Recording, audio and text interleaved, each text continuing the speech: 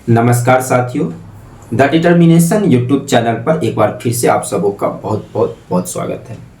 आज हम लोग भारतीय राज्य व्यवस्था के लेक्चर 3 में एक बहुत ही महत्वपूर्ण टॉपिक का डिस्कशन करेंगे।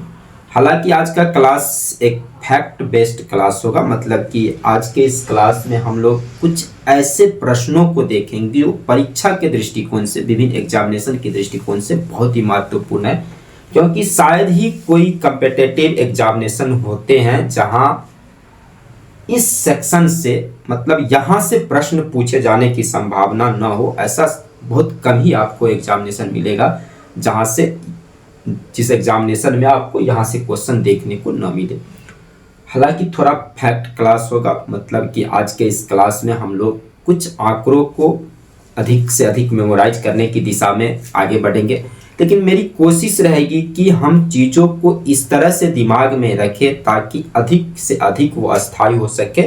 और अगर आपने हमारा पिछला जो भारतीय राज्य व्यवस्था के जो वीडियोज हैं, अगर आपने उसको नहीं देखा है तो पहले प्लीज़ आप उन वीडियोज को देख लें, क्योंकि पिछले क्लास में हम लोगों ने डिस्कस किया था कि भारतीय संविधान सभा का मांग कैसे उठा, कैसे संविधान सभा का गठन किया गया था, और उसके विभिन्न आयामों को हम लोग देखे थे कि कैसे उद्देश्य प्रस्ताव लाए गए, संविधान सभा की पहली बैठक कब हुई, दूसरी बैठक कब हुई, तीसरी बैठक कब हुई, संविधान सभा के चुनाव हुए, फिर कैसे माउंटबेटन योजना का क्या प्रभाव पड़ा हमारे संविधान सभा पे।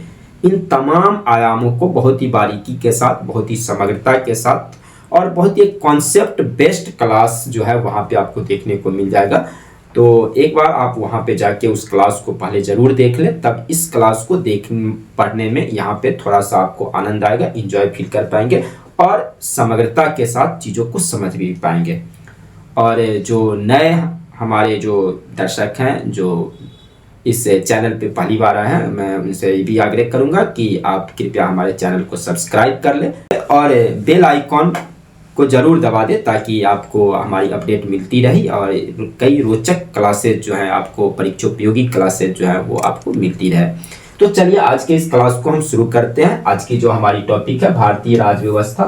संविधान सभा के गठन के बाद आप देखेंगे कि संविधान सभा में भारतीय संविधान के निर्माण करने के लिए कई सारी छोटी बड़ी समितियां बनाई गई, जिन समितियों के द्वारा हमारे संविधान को बनाने का काम किया गया। तो उसमें कई छोटी समितियां भी थी। प्रायः आप देखिएगा कि उन छोटी समितियों से आपको जो उनके अध्यक्ष कौन थे, इसी तरह से आपको क्वेश्चन आ जाते हैं। वहाँ पे बहुत ज़्यादा डिटेल्स में आपको क्वेश्चन नहीं बनते हैं। संविधान सभा की जो कुछ बड़ी समितियां थी उनको थोड़ा सा आपको ध्यान से पढ़ना है, क्योंकि यहाँ से क्वेश्चन बहुत सारे पूछे जाते हैं। तो चलिए इसी कड़ी में हम देखते हैं सबसे पहले कि भारतीय राज्य व्यवस्था के अंतर्गत संविधान सभा की जो समितियां थी, उसमें से जो बड़ी समितियां थी, जो काफ़ी महत्वपूर्ण समितियां थी, जिन समितियों का बहुत ही अहम योगदान था हमारे संविधान के निर्माण में, तो आज हम उन बड़ी समितियों को, और उन बड़ी समितियों में खास करके जो पांडुलेखन समिति थी, जो ड्राफ्टिंग कमेटी थी, उसके बारे में भी हम लोग ध्यान से पढ़ेंगे। तो सबसे पहले देखते हैं कि आपको ये फैक्ट क्वेश्चन देखने को मिल जाएंगे कि संविधान सभा की इन बड़ी समितियों के अध्यक्ष कौन थे। तो हमने कोशिश किया है कि आप इसको आसानी से याद रख पाएं। आप देखिए यहाँ पे कि ये 3 जो समितियां हैं, ऊपर से अगर आप देखेंगे तो ये जो 3 समितियां हैं, संघ शक्ति समिति, संघीय संविधान समिति और राज्यों के लिए जो समिति है, आप अगर इसको ध्यान से देखेंगे तो इन तीनों ही समितियों का, चूंकि याद कीजिए कि हमारी जो फेडरलिज्म व्यवस्था है, संघीय प्रणाली है, उसमें नेहरू जी का बहुत ही योगदान है और बहुत आस्थावान थे वो। तो आपको याद रहेगा कि इन सब के जो संघ शक्ति समिति हो या संघीय संविधान समिति हो या राज्यों के लिए जो समिति थी, उन तीनों ही समितियों के जो अध्यक्ष थे वो भारत के प्रथम प्रधानमंत्री जो बनाए जाते हैं, बाद में लोकसभा चुनाव के बाद भी 1951-52 में जो चुनाव हुए थे हमारे देश के प्रथम प्रधानमंत्री के रूप में, और फिर चुनाव में भी वो विजयी होते हैं। तो JL नेहरू साहब, ये जवाहरलाल नेहरू, इन तीनों ही समितियों के बहुत ही इंपॉर्टेंट समितियां, संघ शक्ति समिति, संघीय संविधान समिति और राज्यों के लिए समिति। आप जानते ही हैं कि हमारे देश के संविधान के आर्टिकल 1 में ही है कि भारत जो है राज्यों का एक संघ है। तो आप राज्यों को संघ से रिलेट करके देखेंगे तो आप आसानी से याद रख सकते हैं। इस संघ शब्द को कीवर्ड अगर आप बना ले तो बड़ी आसानी से याद रहेगा कि इन तीनों ही समितियों के अध्यक्ष कौन थे, जवाहरलाल नेहरू थे। उसके बाद आप देखिएगा प्रांतीय संविधान समिति जो थी उसके अध्यक्ष आपको सरदार पटेल थे। आपको पता होगा कि देशी रियासतों के विलय में प्रांतों के एकीकृत भारत का निर्माण, प्रांतों का विलय फिर देशी रियासतों का विलय करके एक एकीकृत भारत के निर्माण में सरदार पटेल की बहुत ही अग्रणी भूमिका रही है। तो अगर इन बातों को भी आप दिमाग में रख रहे हैं तो ये आपको आसानी से याद रहेगा कि प्रांतीय संविधान समिति के जो अध्यक्ष थे वो सरदार पटेल थे। फिर आप आगे बढ़ते हैं तो ये बहुत ही अहम कमेटी थी, एक प्रारूप समिति जिसको कहा गया था ड्राफ्टिंग कमेटी, ठीक है ना। तो इस ड्राफ्टिंग कमेटी जिसके की अध्यक्ष, हम इसके बारे में डिटेल्स भी पढ़ेंगे आज के क्लास में कि ड्राफ्टिंग कमेटी के अध्यक्ष कौन थे और उसके अलावा उसमें और कौन सब सदस्य थे। वहां से भी चूंकि ड्राफ्टिंग कमेटी एक महत्वपूर्ण कमेटी थी, इस कमेटी के द्वारा ही संविधान की जो ड्राफ्ट थी उस पर चर्चा की गई और उसमें बहस करवाया गया, संशोधन के प्रस्ताव लाए गए। तो सारा जितने भी ये बड़ी समितियां, उसमें एक बहुत ही महत्वपूर्ण कमेटी है जिसको हम लोग प्रारूप समिति कहते हैं। और इस प्रारूप समिति के अध्यक्ष जो हैं वो हमारे बहुत ही बड़े उस समय के कानूनविद, बहुत ही बड़े जानकार जो थे बाबा साहब भीमराव अम्बेडकर। बाबा साहब भीमराव अम्बेडकर कैसे संविधान सभा में लाए जाते हैं इसके बारे में भी हम आप लोगों को पिछले क्लास में बता चुके हैं। तो एक बार फिर आग्रह होगी कि अगर आप इन चीज़ों को नहीं देखे हैं तो एक बार जाके आप पिछला क्लास जरूर देख लें और मैं इसके डिस्क्रिप्शन लिस्ट में भी आपको उसका एक लिंक डालवा दूंगा। तो वहाँ पर आप लोग उस चीज़ को देख लें ताकि आपकी नॉलेज बहुत ही अच्छी हो जाएगी। तो बाबा साहब भीमराव अंबेडकर जिनके बारे में आप जानते ही हैं कि इनको संविधान निर्माता, हमारे देश के संविधान का जनक कहा जाता है। क्यों कहा जाता है? तो उसका मेनली रीजन यही है कि जो हमारे देश का संविधान बन के तैयार हुआ तो उसमें ड्राफ्टिंग कमेटी का ही काम था कि संविधान के ड्राफ्ट पर जो है वो बहस करना, उसकी मसौदा तैयार करना, फिर उसमें संशोधनों को जो सुझाव लाए गए थे संविधान सभा में या जो संशोधन प्रस्ताव लाए गए उन सब पे चर्चा करके उन संशोधनों के साथ उसको संविधान के अंतिम मसौदा को तैयार करना। तो ये ड्राफ्टिंग कमेटी का ही काम था, इसीलिए हम बाबा साहब भीमराव अम्बेडकर को संविधान का जनक कहते हैं, ठीक ना। उसके बाद आप देखिए कि प्रक्रिया नियम समिति और संचालन समिति, ये दोनों अगर आप देखिएगा कि जो संचालन करते हैं प्रायः वही नियमों पर जो है उसको क्रियान्वित भी करते हैं। तो आप इस बात को अगर एक दूसरे से टैग करके देखेंगे, इसलिए हमने एक जगह रखने का कोशिश किया कि प्रक्रिया नियम समिति और संचालन समिति कि जो संचालन कर रहे हैं वो नियमों के तहत संचालन कर रहे हैं। तो आपको याद रहेगा कि ये राजेंद्र प्रसाद थे, जो कि हमारे संविधान सभा के अध्यक्ष भी राजेंद्र प्रसाद को संविधान सभा की जो दूसरी बैठक हुई थी, अगर आपको याद हो तो कमेंट सेक्शन में आप मेंशन करें कि संविधान सभा की दूसरी बैठक जो कि हमने पिछले क्लास में बताया कब हुई थी और कब के किस तिथि को डॉक्टर राजेंद्र प्रसाद को संविधान सभा के अध्यक्ष के रूप में चुना गया। तो आप इसे कृपया कमेंट बॉक्स में जरूर इसका आंसर दें। तो राजेंद्र प्रसाद जो कि हमारे देश के प्रथम राष्ट्रपति भी बनाए जाते हैं, तो प्रक्रिया नियम समिति और संचालन समिति को अगर देखिएगा तो इसके अध्यक्ष जो है डॉक्टर राजेंद्र प्रसाद को ही बनाए जाते हैं। उसके अलावा एक कमेटी जो था वो मौलिक अधिकारों से लेकर था, जो मौलिक अधिकार है या अल्पसंख्यकों के मसले को लेकर, जनजातियों के मसले को लेकर या कुछ खास जो क्षेत्र थे देश के, उन क्षेत्रों को लेकर एक समिति बनाई गई थी। उस समिति के अध्यक्ष जो थे अगर आप देखिएगा तो सरदार पटेल थे। बहुत ही महत्वपूर्ण यह कमेटी थी क्योंकि देखिएगा इस कमेटी के अंदर ये जो आपको मौलिक अधिकारों के लिए जो कमेटी थी, इस कमेटी के अंदर 5 उप समितियां थी। तो बहुत ही महत्वपूर्ण समिति है। हालांकि आप देखिए यहाँ पर एक प्रांतीय संविधान समिति, सरदार पटेल इसके अध्यक्ष हैं और फिर मौलिक अधिकारों को लेकर आप देखिएगा तो सरदार पटेल इसके अध्यक्ष हैं। और यहाँ पे हम देखेंगे कि ये जो मौलिक अधिकारों को लेकर जो समिति थी बनी हुई, जिसके अध्यक्ष आपको सरदार वल्लभ भाई पटेल थे, इस समिति के अंतर्गत 5 उप समितियां थी। हालांकि किताबों में अगर आप देखिएगा तो प्रायः 4 ही उप समितियां दी गई रहती है, लेकिन आपकी जानकारी के लिए हम बता दें कि इसके अंतर्गत 5 उप समितियां थी और उन 5 उप समितियों के अलग अलग आपको उपाध्यक्ष बताए गए थे। तो वहां से भी आपको क्वेश्चन पूछ लिए जाते हैं। तो उम्मीद करते हैं कि ये आप लोगों को याद हो गया होगा। अब ध्यान से अगर दोहराने की कोशिश कीजिए कि संघ वाले जो संघीय शक्ति समिति, संघीय संविधान समिति और राज्यों के लिए जो समिति थी उसके अध्यक्ष जवाहरलाल नेहरू हो गए। प्रांतों के लिए जो समिति थी और मौलिक अधिकार के लिए जो समिति थी उसके अध्यक्ष आपको सरदार वल्लभ भाई पटेल हो गए। नियम प्रक्रिया वाली जो समिति थी, प्रक्रिया नियम समिति और संचालन समिति, इसके अध्यक्ष डॉक्टर राजेंद्र प्रसाद थे, इन दोनों ही समितियों के अध्यक्ष। और जो ड्राफ्टिंग कमेटी थी जिसको हम प्रारूप समिति कहते हैं, उस प्रारूप समिति के अध्यक्ष बाबा साहब भीमराव अम्बेडकर थे। अब जरा आगे हम बढ़ते हैं, आगे हम लोग देखने का प्रयास करते हैं कि जैसा कि हमने कहा इस स्लाइड में कि मौलिक अधिकारों के लिए जो ये समिति थी, इस समिति के अंतर्गत 5 उप समितियां थी। उन 5 उप समितियों से क्वेश्चन आपसे पूछ लिए जाते हैं। हाल उसके बाद हम प्रारूप समिति को डिटेल्स में देखेंगे कि प्रारूप समिति में कौन कौन से सदस्य थे, क्योंकि वहां से भी आपको क्वेश्चन पूछे जाते हैं परीक्षा में। हमारी कोशिश रहेगी कि उन तमाम आयामों को समेटने की जहां से आपसे क्वेश्चन पूछे जा सकते हैं। और उम्मीद करते हैं कि अगर आप इस क्लास को ढंग से देखते हैं तो यहाँ से कोई भी क्वेश्चन यकीनन आपको नहीं छूटने वाले हैं। तो सबसे पहले तो हम ये देख लेते हैं कि मौलिक अधिकारों की जो समिति थी उसमें उप समितियां कौन थी, फिर हम प्रारूप समिति पर चर्चा करेंगे।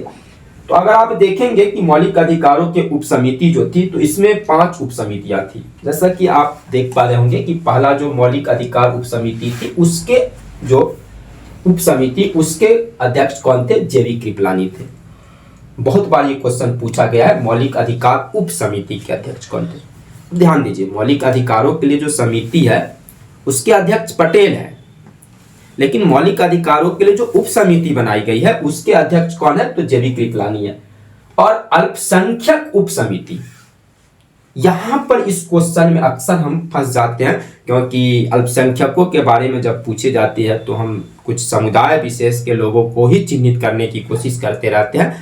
तो ध्यान रखेंगे यहाँ पे कि हमारे संविधान सभा में ये अल्पसंख्यक उप समिति के जो अध्यक्ष थे वो एससी मुखर्जी को बनाया गया था। ये दोनों ही सामान्यतः पूछे जाते हैं। अगर आप देखेंगे कि जो मौलिक अधिकार के लिए समिति है उसके अंतर्गत प्रायः ये 2 समिति ही जनरली आपसे पूछे जाते हैं। बहुत बार ये क्वेश्चन आपसे पूछे गए हैं, ठीक ना। ये कम ही पूछे जाते हैं, लेकिन फिर भी आप लोगों की जानकारी के लिए हम बता दें, क्योंकि जब आप एक अच्छे लेवल की एग्जामिनेशन को फेस करते हैं, किसी पीसीएस एग्जामिनेशन को फेस करते हैं, तो वहाँ पे ऐसे क्वेश्चन की प्रोबेबिलिटी जो होती है वो बढ़ जाती है, जो आपको डीप में जाके क्वेश्चन पूछ देते हैं कभी कभी। तो ये जो क्वेश्चन है कि ये उत्तर पूर्व सीमांत जनजातीय क्षेत्र, ठीक ना, भारत का जो उत्तर पूर्व का जो आप राज्यों को देखते हैं तो उत्तर पूर्व के वहां पे हम असम को छोड़ देंगे, तो असम को छोड़ के जो उत्तर पूर्व के जो सीमांत जनजातीय क्षेत्र थी इसके लिए भी एक उप समिति बनाई गई थी। और उस उप समिति के जो अध्यक्ष थे वो थे गोपीनाथ बारदोई, ठीक ना। तो ये बहुत ही अहम नाम है, ध्यान रखेंगे उत्तर पूर्व वाले के लिए। और आंशिक रूप से जो क्षेत्र छोड़ दिए गए थे, जिसको कवर नहीं किया गया था, तो उन क्षेत्रों के लिए, इसमें भी असम को छोड़ के ही, तो ध्यान रखेंगे। तो ये नाम आपको एबी ठक्कर था, ये बहुत ही महत्वपूर्ण नाम है। तो अगर समराइज करने का प्रयास कीजिए तो मौलिक अधिकार के उप समिति जेबी कृपलानी, अगर अल्पसंख्यकों के लिए हम बात करें तो अल्पसंख्यकों के लिए एससी मुखर्जी है, ठीक ना। और गोपीनाथ बारदोई जो है उत्तर पूर्व का जो देश का जो उत्तर पूर्वी जो राज्य देखते हैं, 7 सिस्टर वगैरह, जहां पे आप असम को छोड़ दीजिए, तो उन जनजातीय क्षेत्रों के लिए गोपीनाथ बारदोई थे। जबकि आंशिक रूप से छोड़े गए जो क्षेत्र थे उनके लिए जो थे एबी ठक्कर थे। ये 4 मुख्य उप समितियां, जनरली हम फिर दोहरा दें आपको कि ये दोनों आपसे पूछ लिए जाते हैं, ये कम ही पूछे जाते हैं, पहले लेवल के एग्जामिनेशन में संभावना रहेगी। एक 5वीं उप समिति भी थी, हालांकि इस उप समिति को रद्द कर दिया जाता है, इसीलिए आप देखिएगा इस उप समिति के अध्यक्ष के नाम आपको नहीं मिलते हैं।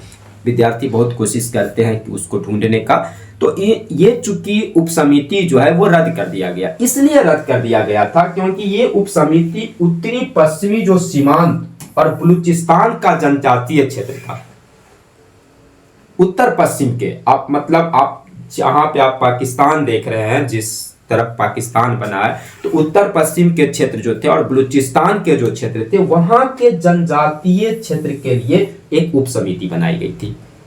लेकिन आप जानते हैं कि माउंटबेटन योजना के तहत हमारे देश का विभाजन हो जाता है, और जब देश का विभाजन होता है तो इन क्षेत्रों में जब जनमत संग्रह कराया जाता है, उत्तर पश्चिम सीमांत क्षेत्र में या बलूचिस्तान के क्षेत्र में, तो ये पाकिस्तान के हिस्से में चले जाते हैं। और इसलिए आप देखिएगा कि ये हिस्से पाकिस्तान में चले गए, तो इसके लिए जो उप समिति बनाई गई थी, उस उप समिति को बाद में रद्द कर दिया जाता है।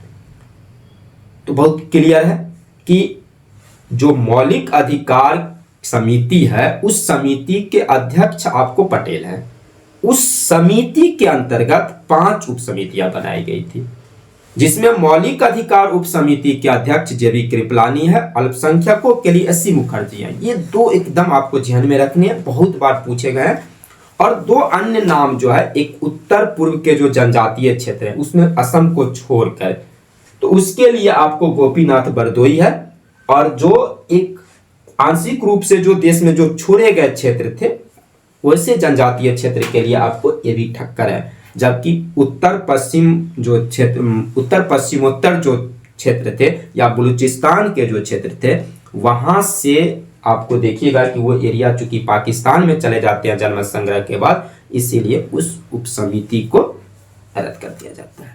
उसके अलावा अब एक और चीज देख सकते हैं कि अगर मौलिक अधिकार उप समिति के सदस्यों को देखें, कि कभी कभी अगर आपसे यहाँ पे क्वेश्चन पूछ दे इस तरह से कि इसमें मौलिक अधिकार उप समिति के कौन सदस्य नहीं थे, तो एक बार आप इस नाम पे आप निगाह दोहरा सकते हैं कि कौन कौन से इस समिति के सदस्य थे।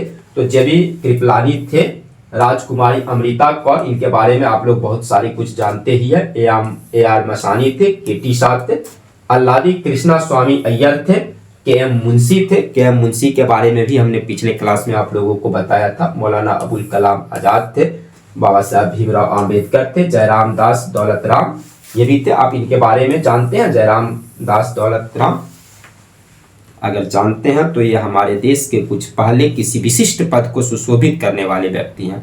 अगर आपके मेमोरी ठीक है तो कमेंट बॉक्स में उसके बारे में जरूर बताएं। हंसा जीवन राम मेहता, ठीक ना, शंकर राव देव, ये सब मौलिक अधिकारों की जो उप समिति थी, उस उप समिति के सदस्य थे। अगर आप जानकारी के लिए इसको देखना चाहें तो आप स्क्रीनशॉट लेंगे और इसको देखेंगे। कभी कभी क्वेश्चन पूछे जा सकते हैं कि इनमें से कौन सदस्य नहीं थे।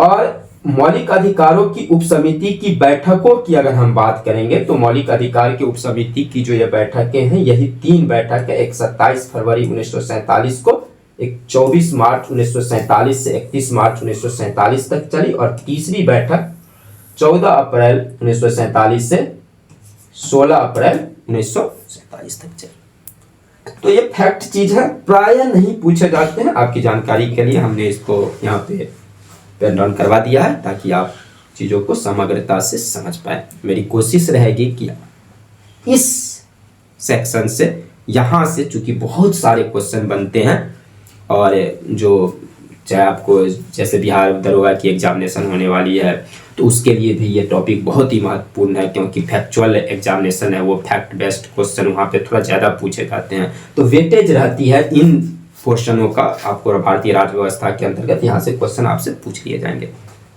अब हम लोग देखते हैं कि जो प्रारूप समिति है हमारे संविधान का, उस प्रारूप समिति के बारे में जानने का प्रयास करते हैं कि हमारे संविधान में जो प्रारूप समिति थे, आप जान रहे हैं कि उसके अध्यक्ष कौन थे? बाबा साहब भीमराव अम्बेडकर थे। बाबा साहब भीमराव अम्बेडकर सहित अगर आप देखेंगे तो प्रारूप समिति में, जिसको हम ड्राफ्टिंग कमेटी कहते हैं, उसमें 7 व्यक्ति हैं। 7 व्यक्ति हैं बाबा साहब भीमराव अम्बेडकर सहित। ये नहीं कि अध्यक्ष के अलावा 7 व्यक्ति, अध्यक्ष सहित उस समिति में कुल कितने व्यक्ति थे? 7 व्यक्ति थे। और ये क्वेश्चन यहाँ से बहुत बार पूछे जाते हैं। इनके नाम अगर आप देखिए तो अम्बेडकर साहब तो इसके अध्यक्ष ही है, एन गोपाला स्वामी आयंगर है, अल्लादी कृष्णा स्वामी अय्यर है, डॉक्टर के.एम. मुंशी है, सैयद मोहम्मद सादुल्ला थे। उसके बाद बी.एल. मित्र जो है वो आपको देखिएगा कि प्रारूप समिति में जो है पहले प्रारंभ में बी.एल. मित्र को रखा गया था, और एक टीपी खेतान थे। ये 7 व्यक्ति थे। पहले हो गए आपको अध्यक्ष बाबा साहब भीमराव अंबेडकर, ये गोपाल स्वामी अयंगर, आपको अल्लादी कृष्णा स्वामी अय्यर हो गए, और फिर डॉक्टर के.एम. मुंशी, यानी इनका पूरा नाम कन्हैयालाल मानिकलाल मुंशी था। सैयद मोहम्मद सादुल्ला थे, और फिर बी.एल. मित्र, ये तीसरे व्यक्ति हो गए, चौथे व्यक्ति हो गए, पांचवें व्यक्ति हो गए, छठा ये बी.एल. मित्र थे, और सातवां व्यक्ति डॉक्टर टी.पी. खेतान थे। तो ये तो 7 व्यक्ति हो गए जो प्रारंभ में आप देखिएगा कि प्रारूप समिति में थे। लेकिन यहां से एक महत्वपूर्ण क्वेश्चन बनते हैं, चूंकि बी.एल. मित्र साहब ये स्वास्थ्य कारणों से क्या करते हैं कि इस्तीफा दे देते हैं, प्रारूप समिति से हट जाते हैं, और तब बी.एल. मित्र के जगह पे एन. माधव राव को संविधान सभा में प्रारूप समिति में इनको जगह दी जाती है। पहले कौन थे? बी.एल. मित्र थे, और बी.एल. मित्र के जगह पे एन. माधव राव। इसलिए ये क्वेश्चन पूछ दिए जाते हैं कि एन. माधव राव जो है वो किसका स्थान ग्रहण करते हैं, या बी.एल. मित्र के बदले प्रारूप समिति में किसको लाया गया था। तो बी.एल. मित्र के बदले प्रारूप समिति में एन. माधव राव को लाया गया। जबकि आप देखिएगा कि टी.पी. खेतान की मृत्यु हो जाती है इनकी, तो इनकी जगह जो रिक्ति बनती है उनके स्थान पे आपको टी.टी. कृष्णाचारी को लाया जाता है। तो ये 7 नाम में 2 नाम आप देखते हैं कि बी.एल. मित्र के जगह पे माधव राव और टी.पी. खेतान के जगह पे टी.टी. कृष्णाचारी। ये वो 7 नाम हो गए, Ambedkar, Gopal Swami Ayyangar, Alladi Krishna Swami Ayyar, doctor K M. Munshi, Syed Mohammad Saadulla, N. Madhav Rao और टी.टी. कृष्णाचारी। कभी कभी आपसे क्वेश्चन पूछ लिए जाएंगे कि इनमें से कौन प्रारूप समिति के सदस्य नहीं थे। आपको ट्रिक के लिए सामान्यतः मैं इन चीज़ों पे यकीन नहीं रखता हूं, मेरी कोशिश रहती है कि आप चीज़ों को समग्रता से पढ़ें, लेकिन अगर टेक्निकल रूप से आप याद रखना चाहें तो आपको हम बता दें कि इन 7 के 7 नाम ये भगवानों के नाम से जुड़े हुए हैं। अगर आप ध्यान से देखेंगे तो सब के सब नाम में किसी न किसी देवताओं के नाम छिपे हुए हैं। डॉक्टर भीमराव अंबेडकर, अंबे इसमें है अंबेडकर, और अंबे दुर्गा मैया को कहते हैं, तो उनके नाम में भी एक ईश्वर का नाम है। गोपाल स्वामी अयंगर, गोपाल आप जानते ही हैं कृष्ण भगवान को कहा जाता है, तो इनके नाम में भी भगवान का नाम छुपा हुआ है। अल्लादी कृष्णा स्वामी अय्यर, आप देख रहे हैं अल्लाह भी जुड़ा हुआ है और कृष्ण भी जुड़ा हुआ है इनके नाम में। तो भगवान के नाम है कन्हैयालाल मानिकलाल मुंशी, के.एम. मुंशी, कन्हैयालाल, कन्हैया कृष्ण को कहा जाता है, तो इनके नाम में भी भगवान के नाम है। मोहम्मद सादुल्ला, सैयद मोहम्मद सादुल्ला, यहाँ पर भी आप देख रहे हैं भगवान के नाम है, ठीक ना। तो यहाँ पे सैयद मोहम्मद सादुल्ला, यहाँ पर सादुल्ला में भी आप देख सकते हैं अल्लाह शब्द आ रहा है, सादुल्ला इसमें अल्लाह शब्द आ रहा है, तो जो ईश्वर परमात्मा के नाम है। माधव राव, माधव, कृष्ण को माधव कहा जाता है। टी.टी. कृष्णाचारी, आप यहाँ भी देख रहे हैं कि कृष्ण आ रहा है। तो इतना तो तय है कि संविधान सभा के प्रारूप समिति में जो 7 नाम है उन 7 नाम में किसी न किसी भगवान का नाम है। और अगर विकल्प में आपको दिए जाएंगे कि इनमें से कौन प्रारूप समिति के सदस्य नहीं थे, तो जिनके आप देख लीजिएगा कि कौन से नाम में भगवान नहीं आ रहे हैं, तो छांटे जा सकते हैं विकल्प को, अगर कंफ्यूज कर जाए तो। वैसे कोशिश कीजिए कि एक बार इन नामों को हम अपनी जहन में फिट करने की प्रयास करें, क्योंकि यहाँ से क्वेश्चन पूछे ही जाते हैं, बहुत बार ये क्वेश्चन आपको मिलते हैं, और खास करके इन 2 नामों पर। चूंकि अध्यक्ष तो हम याद कर लेते हैं कि बाबा साहब भीमराव अंबेडकर थे, ठीक ना। बाद में ये जो बी.एल. मित्र के जगह पे जो माधव राव है और टी.पी. खेतान के जगह पे टी.टी. कृष्णाचारी है, तो ये क्वेश्चन बहुत दफे पूछे गए हैं, तो इसको एक बार आप लोग देख लेने का प्रयास करेंगे।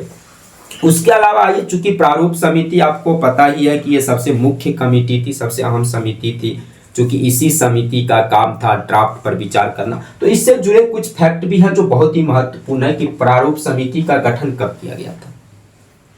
तो प्रारूप समिति का गठन ऐसा नहीं कि जिस समय संविधान सभा का गठन हुआ प्रारूप समिति का गठन कर दिया गया, तो इस बात को एकदम ध्यान रखेंगे हम करें। 29 अगस्त 1947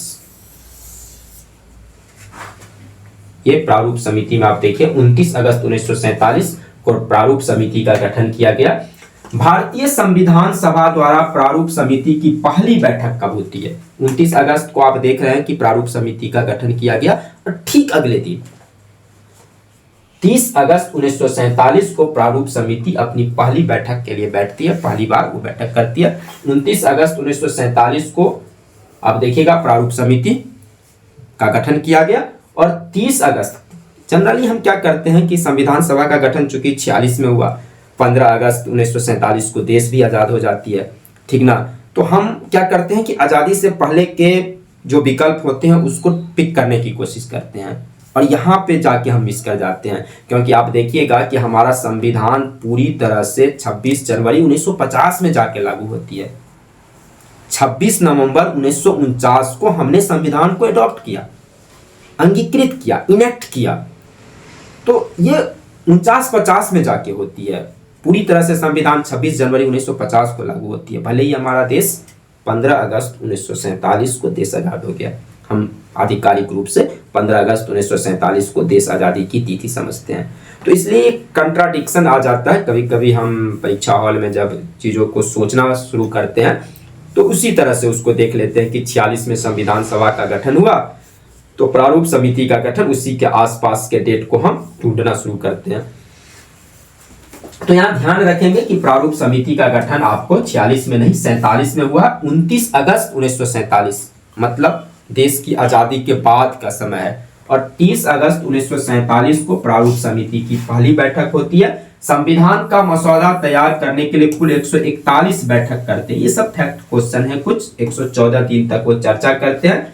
और पहला मसौदा, हमने कहा था कि ड्राफ्टिंग कमेटी का ही काम था कि ड्राफ्ट पर चर्चा करना, और उस ड्राफ्ट पर चर्चा के बाद जो है उसका पहला मसौदा जो है आपको 21 फरवरी 1948 को, ठीक ना, इस तिथि को आप ध्यान रखेंगे। 21 फरवरी 1948 को पहला मसौदा तैयार करता है कौन? Drafting committee. और संविधान सभा में कुल आप देखिएगा तो 7635 संशोधनों में से 2473 संशोधनों को प्रारूप समिति के द्वारा पेश किया गया था। तो ये फैक्ट आंकड़े हैं, कोशिश करेंगे हम एक बार इसको दोहरा लेते हैं कि भारतीय संविधान सभा में जो आप देखेंगे कि कुछ समितियां बनी, जिसमें प्रारूप समिति एक महत्वपूर्ण समिति थी। इस समिति का गठन आपको 29 अगस्त 1947 को किया गया और पहली बैठक ठीक अगले रोज 30 अगस्त 1947 को किया गया। पहला मसौदा जो है वो तैयार करने के लिए कुल 141 बैठक किया। संविधान सभा का मसौदा तैयार करने के लिए उन्होंने 141 बैठक की, 114 दिन, और 21 फरवरी 1948 को पहला मसौदा उन्होंने पेश किया था। ये कुछ अहम चीजें ध्यान रखेंगे हम लोग, जो प्रारूप समिति के विभिन्न आयामों से आपसे पूछे जा सकते हैं। अब यहाँ पे अगर हम देखेंगे तो हमारे संविधान के निर्माण के चरण के बारे में कुछ जानकारियां है कि हमारे संविधान के निर्माण को हम समझते हैं कि इन 3 चरणों में पूरा किया गया। प्रथम चरण, द्वितीय चरण, तृतीय चरण। चूंकि संविधान सभा का गठन कैबिनेट मिशन योजना के तहत होता है, जो हम लोग पढ़ चुके हैं।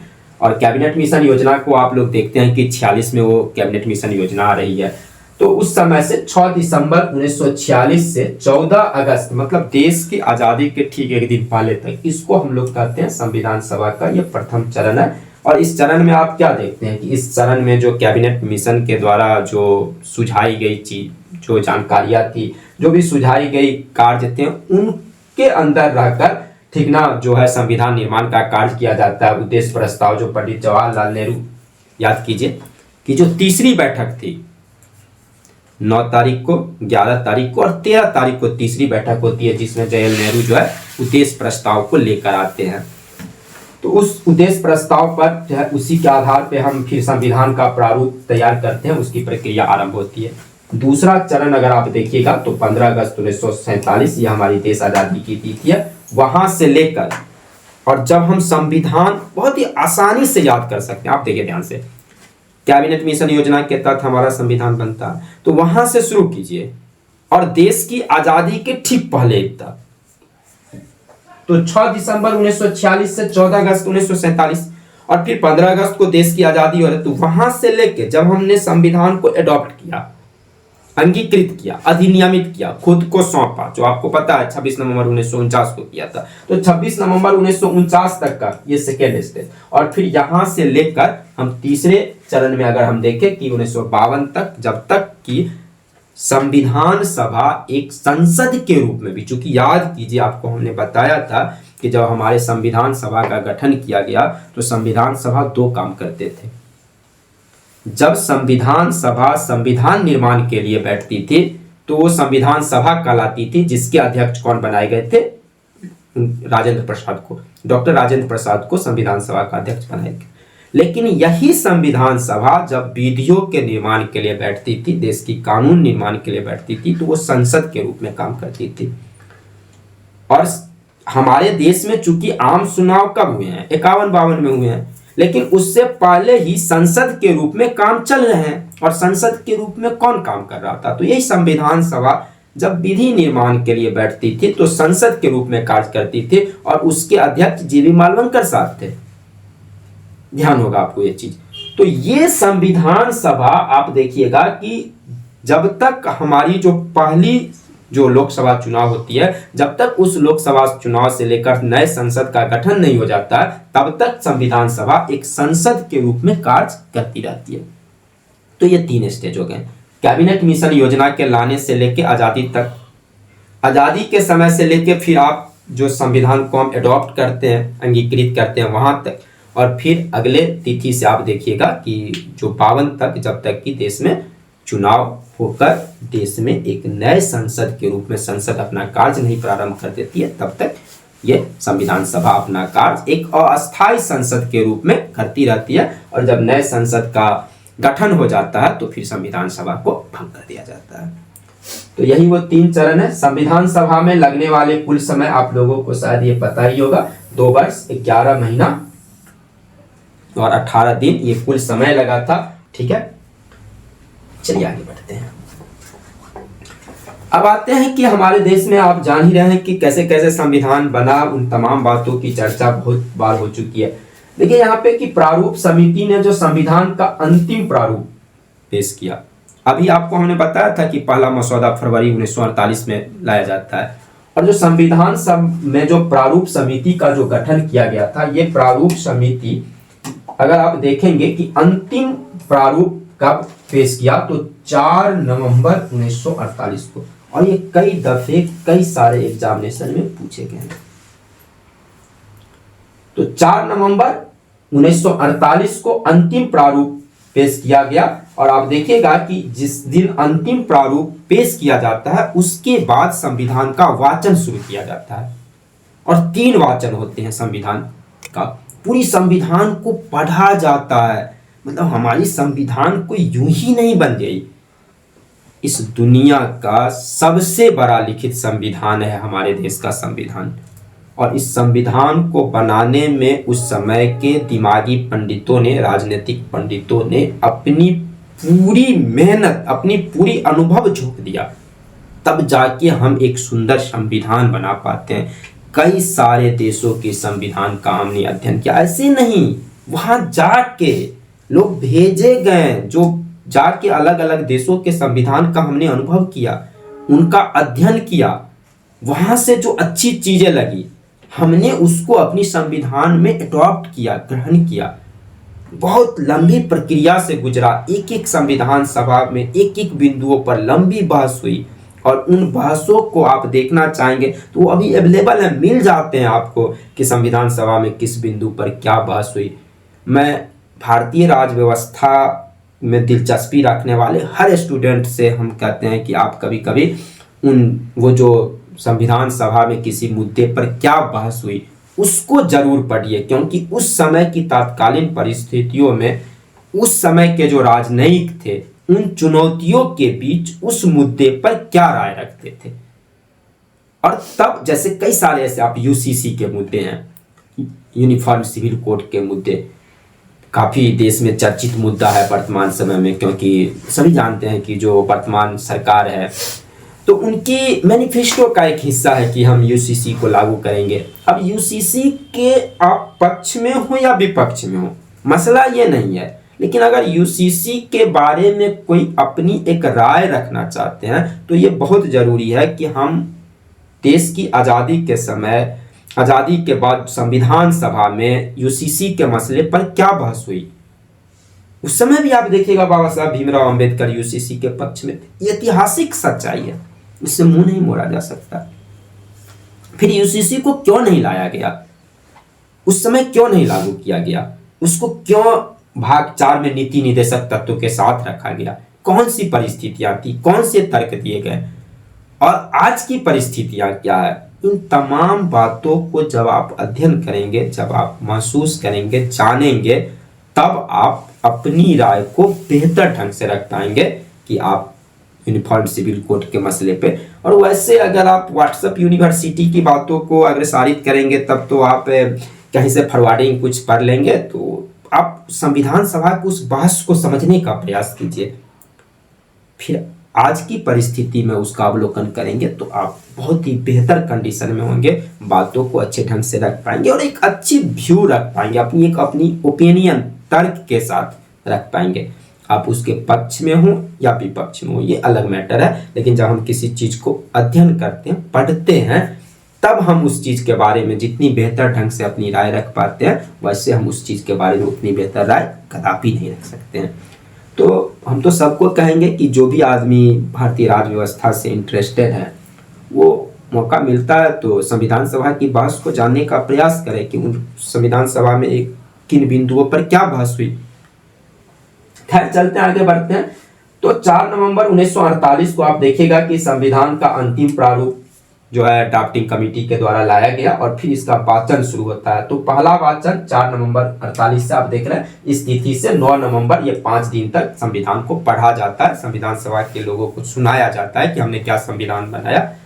फिर दूसरा वाचन शुरू होता है जो लंबा चलता है 15 नवंबर 1948 से 17 नवंबर 1949 तक, ठीक ना, जब भी संविधान सभा बैठी और इसको बताया गया, पढ़ के सारे सबको सुनाया जाता है। तीसरा वाचन फिर 14 नवंबर 49 से 26 नवंबर, ये तिथि बहुत ही महत्वपूर्ण है, इसी तिथि को हम फिर संविधान को अडॉप्ट कर लेते हैं।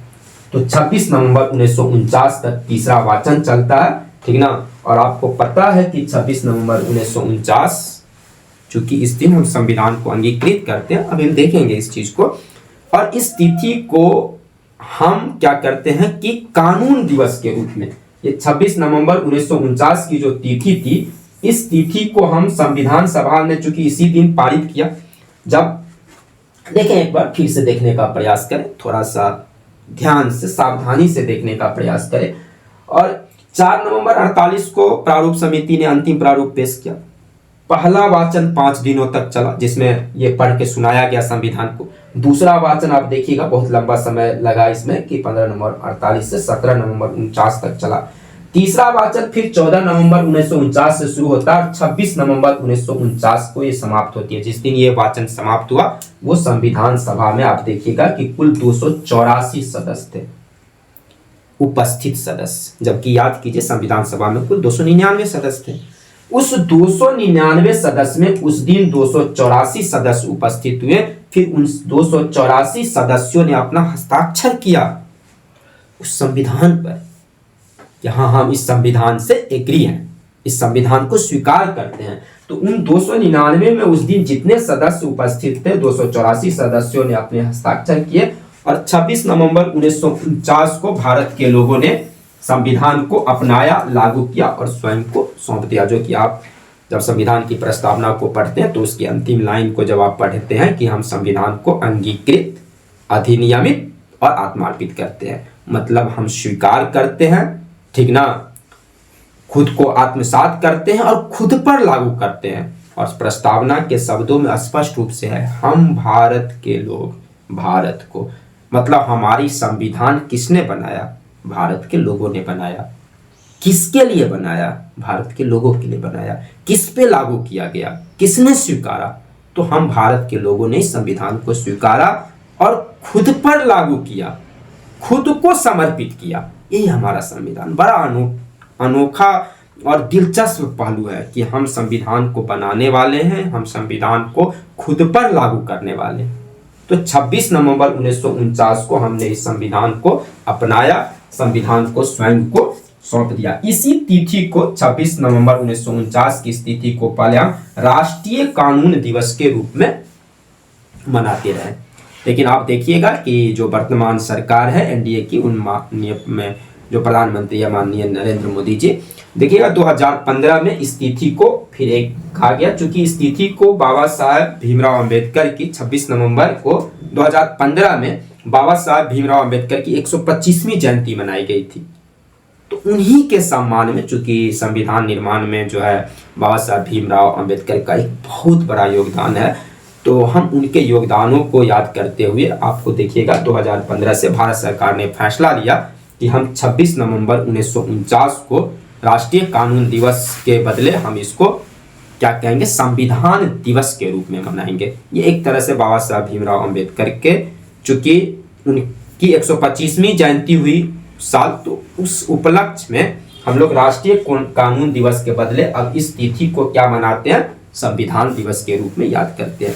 और संविधान दिवस पे हमारी एक वीडियो भी है हमारे चैनल पे, अगर आप संविधान दिवस के बारे में विस्तृत रूप से जानना चाहते हैं तो आप जाके उस वीडियो को देखें और वहाँ पे समझेंगे कि संविधान दिवस के रूप में क्यों मनाया गया, कैसे मनाया गया, वहाँ पे आपको थोड़ी समग्रता से ये बात मिल जाएगी।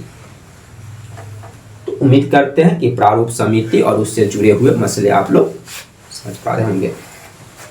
अब आगे की स्लाइड में आइए, कुछ फैक्ट चीज हैं जो बहुत बार पूछ दिए जाते हैं, ठीक ना, छोटे छोटे चीज हैं लेकिन कभी कभी एग्जामिनेशन में आपको मिल जाएंगे। कि हमारी संविधान सभा जो थी उसकी ये मोहर है, आप देखिए संविधान सभा की, एक कॉन्स्टिट्यूएंट असेंबली की यही मोहर है, जिसमें एक हाथी का चित्र है। ये उस समय की हमारी अविभाजित भारत है, आप देख रहे हैं कि वो उस समय का देश, और उस बीच में एक हाथी का चित्र है। तो कभी कभी पूछ दिया जाता है कि संविधान सभा ने जिस मोहर का प्रयोग किया था उस मोहर पे कौन से जीव थे, तो यही है हमारे संविधान सभा की मोहर है। और इस मोहर पर यह जो प्रतीक चिन्ह है उस पे किसको कौन सा जानवर है, तो इस पे हाथी है। ये क्वेश्चन बहुत बार पूछे गए, ध्यान रखेंगे आप लोग। उसके अलावा देखिएगा कि जब हमारा संविधान बनके तैयार होता है तो संविधान चूंकि पहले हाथ से लिखा गया, हस्तलिखित था, फिर उसको सजावट किया गया, उसमें देश के कलाकारों से उसमें उसके एक एक पन्ने को सजाया गया। आप सोचिए कितनी जतन से, कितनी मेहनत से हमने इस संविधान को बनाया है। आप देखिएगा कि हमारे देश की जो संविधान है उसको मतलब एक इटैलिक शैली में, जिसको कहा जाता है कि हम प्रवाह में सुंदर शब्दों के सहारे, ये जो है हमारे प्रेम बिहारी नारायण राय ज्यादा, बहुत ही चर्चित नाम है, ठीक ना, प्रेम बिहारी नारायण राय ज्यादा, यही है कि मूल जो संविधान था, जो हस्तलिखित संविधान था, हाथों से लिखा गया था, उनकी अक्षर बहुत ही एकदम जैसे लगता था टाइप कर दिया उन्होंने। तो इसीलिए प्रेम बिहारी नारायण रायजादा जो है वो मूल भारतीय संविधान के सुलेखक थे। उन्होंने ही संविधान को अपनी कलमबद्ध किया, अपनी कलम से, हाथों से लिखा, और ये इटैलिक शैली कहा जाता है इसको, मतलब एक प्रवाहमय शैली में इन्होंने लिखा था। तो बहुत ही चर्चित यही वो व्यक्ति हैं प्रेम बिहारी नारायण रायजादा, जिन्होंने संविधान को अपने हाथों से लिखने का काम किया था।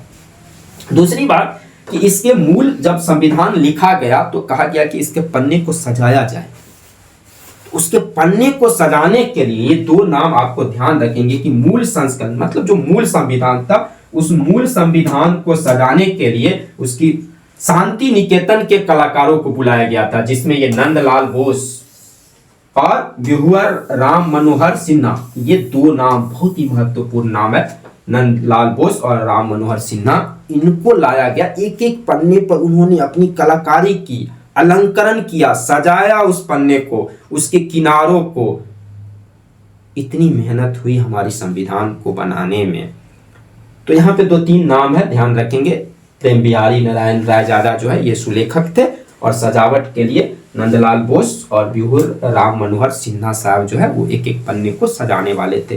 प्रतीक चिन्ह जो मुहर था संविधान सभा की, उस मुहर पे आपको देखिएगा हाथी का चिन्ह मिलता है, ठीक ना। तो ये सारे पूछ दिए जाते हैं यहाँ से क्वेश्चन। तो अब आगे देखिए कि कुछ और फैक्ट चीजों को हम लोग देखने का प्रयास करते हैं कि मूल संविधान का हिंदी संस्करण सुलेखन का काम किसने किया, मतलब जो मूल संविधान थी उसको हिंदी में किसने सुलेखित किया।